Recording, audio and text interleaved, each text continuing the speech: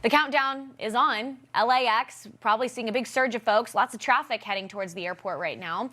We've got one day left till Christmas Eve. Travel chaos has started across the U.S., with AAA projecting record numbers for travelers for the end of the year holidays, so being Christmas Eve, Christmas Day, and potentially even New Year's Eve. Yeah, that's coming up too. Over 122 million people are expected to travel at least 50 miles away from their home for the holidays.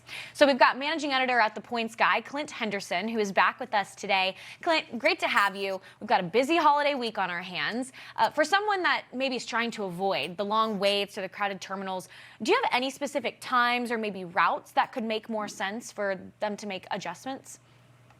Yeah, I mean, if you see a big storm coming to like we're going to see at LAX, I was impacted by storms coming into San Francisco Sunday night. It's a bit of a mess. If you see a situation like that, try to rearrange your travel. See if you can go a day ahead, a day later. The airlines are being increasingly flexible with allowing you to change your flights just because you want to avoid when an airport is really socked in by weather, things start to cascade and it turns into a real mess. So best to avoid it if you can. That's why I always tell people, be an informed consumer, have the airline app installed on your phone. You want to be tracking your flights, know what's going on at your arrival and departure airports.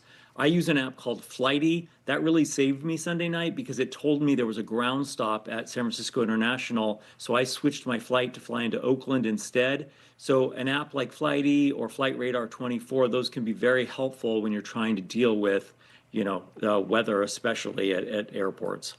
So when let's say you're getting to the airport, the weather delays you so bad that you miss your connection, what is the first steps that folks need to do in order to make sure that they get a seat on the next flight or try and at least get to their destination in the nick of time? Because right now, I mean, Christmas dinner is at a specific time for folks. And so I think there's the element of must get there that creates the extra frustration with travelers.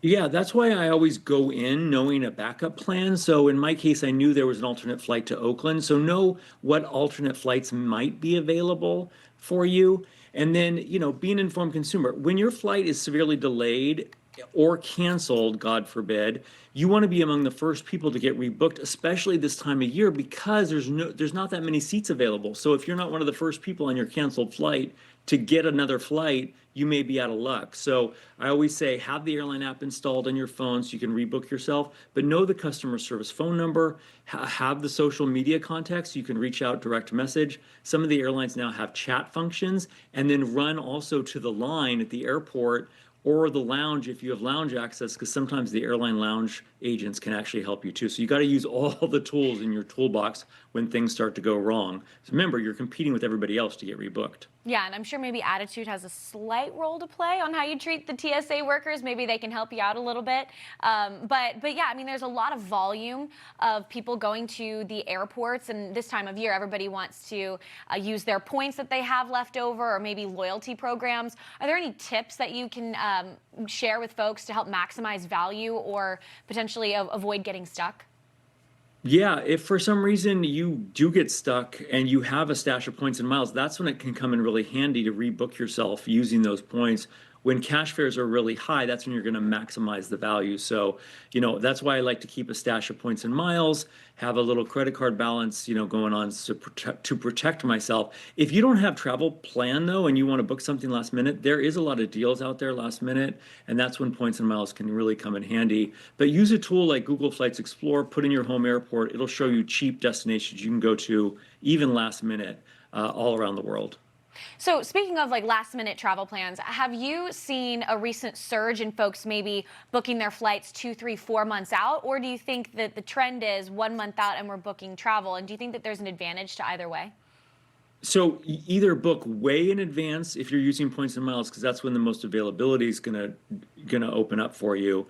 Or if you're booking with cash, 1 to 2 months ahead of time for domestic, 3 to 6 months for international. So right now is when you want to be booking spring break. I know it's counterintuitive, but that's when you're going to get the best prices, is that sweet spot of 1 to 2 months ahead of time. That's before prices start going up. And a lot of times when they first load the schedule, cash prices are also really high. So you don't want to book then either. So you gotta outwit the system. It's all about outwitting the system. That is so right. For me, I don't have spring break anymore, but it is feeling like spring break for a lot of people across the country. So maybe that'll get them in the mood to book their flights early. Managing editor at The Do Points it. Guy, Clint Henderson, thanks so much for joining us today. Merry Christmas. Merry Christmas.